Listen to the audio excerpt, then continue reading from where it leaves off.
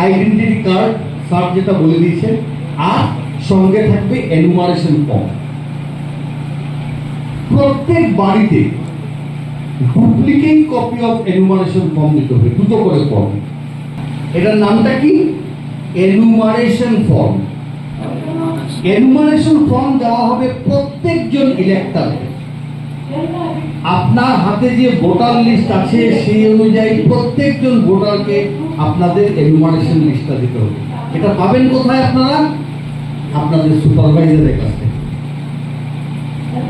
আপনারা যখন ভিজিট করবেন ভালো ড্রেস পরে, ভেরি পোলাইটলি প্রথম আইডেন্টিটি কার্ড দিয়ে নিজেকে ইন্ট্রোডিউস করলেন এবং enumeration form with pre-field details, blank form না, ভোটারের নাম, এপিক নাম্বার বা আরো কিছু তথ্য কি থাকবে আমি দেখাবো, অলরেডি সেই ফর্মে ফিল আপ করা থাকবে।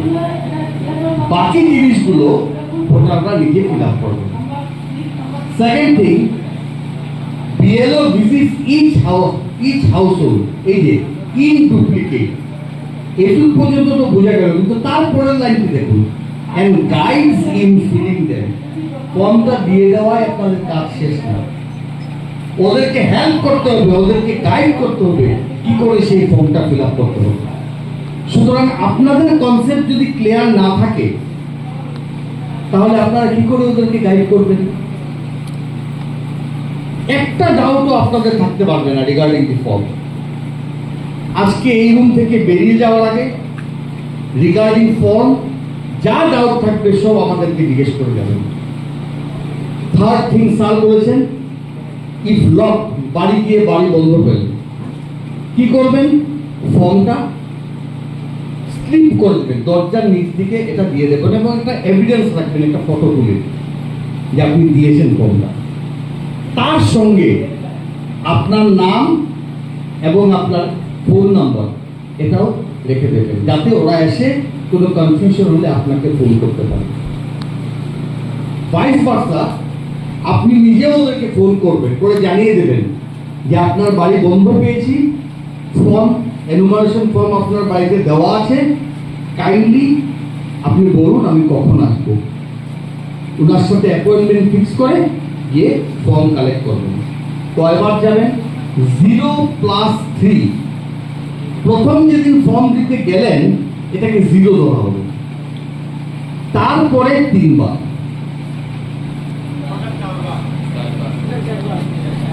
আমি অফিসিয়ালি 4 বার বলবো না, আমি 0+3 বলবো, আপনি 4 বলতে পারেন। আমার পজিশন থেকে আমি 4 বলছি না, কারণ আমার স্লাইডে 4 লেখা নেই, আমার রুল বুকে 4 লেখা নেই, আমার রুল বুকে আছে 3, কিন্তু এটা হবে 0+3। তার মানে প্রথম যে ফর্মটা দিচ্ছেন এটা কোনো কাউন্টিং আসছে না। তারপরে 3 বার আপনাকে, হয়তো 3 বার লাগবে না, প্রথমবার গিয়ে আপনি পেয়ে গেলেন, তাহলে আরো 2 বার যাওয়ার দরকার নেই। সেকেন্ড টাইম গিয়ে পেয়ে গেলেন, তারপরে আবার যাওয়ার দরকার নেই, কিন্তু 3 বার করবেন, 3 বারের বেশি না।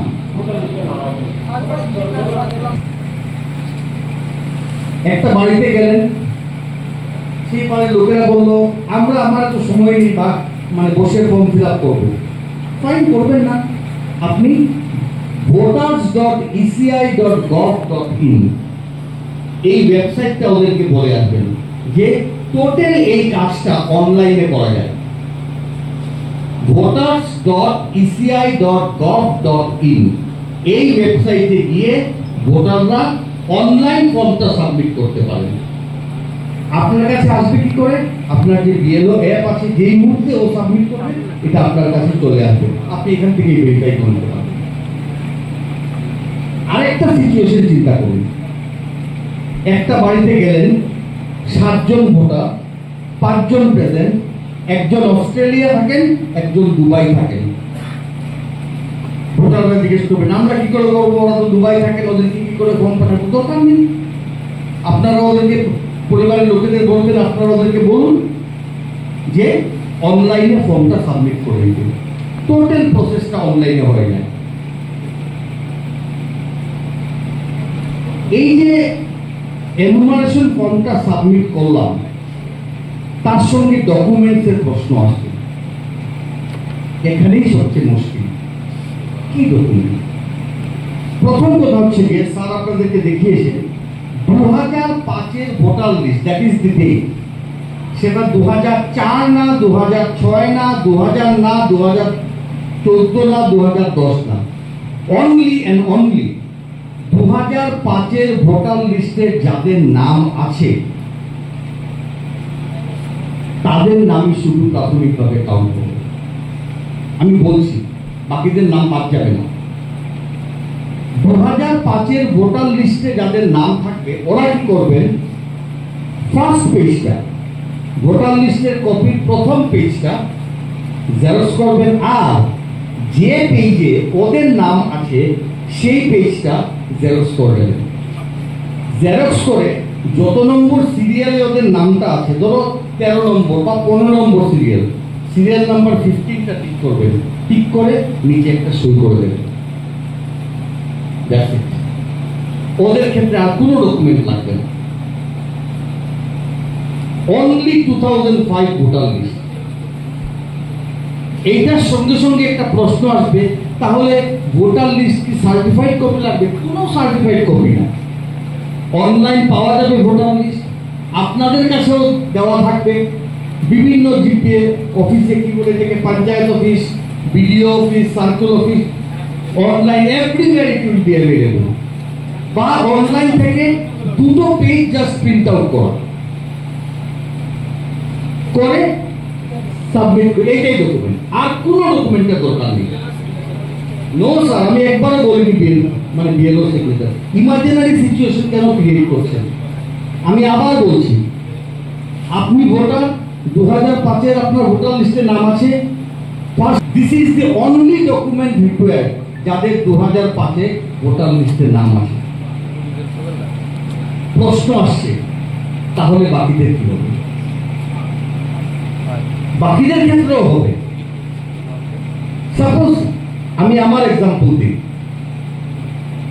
আমার ছেলের জন্ম 2005-এ, ন্যাচারালি জন্মের পর তোর ভোটার লিস্টে নাম ওঠেনি, ওর উঠেছে লাস্ট ইয়ার, ওর ভোটার লিস্টে নাম উঠেছে, কিন্তু ওর নাম তো আমার দিতে হবে, ওকেও এনুমারেশন ফর্ম ফিল আপ করতে হবে। ও কি দেবে? ভেরি সিম্পল, আমার যে ভোটার লিস্টের নামটা আছে সেইটা দেবে, সঙ্গে ওর একটা বার্থ সার্টিফিকেট, মানে ও আমার ছেলে। সেটা বাবা, মা, দাদু, দিদা, গ্র্যান্ডফাদার, ফাদার, যে কোনো একটা নামে এস্টাবলিশ করা, যে দাদুর নাম ছিল এবং আমার সঙ্গে দাদু থ্রু বাবা, এই আমার রিলেশন, এই সার্টিফিকেটটা দিয়ে দেবে, বাস হয়ে গেল, আর কিছু লাগছে না। 2005-এ যাদের নেই, আমি কিন্তু পরে বলছি না স্যার, আমার ওয়ার্ড গুলো আমি বলছি প্রথমে, প্রত্যেকটি ওয়ার্ড আমি কেয়ারফুলি ইউজ করছি।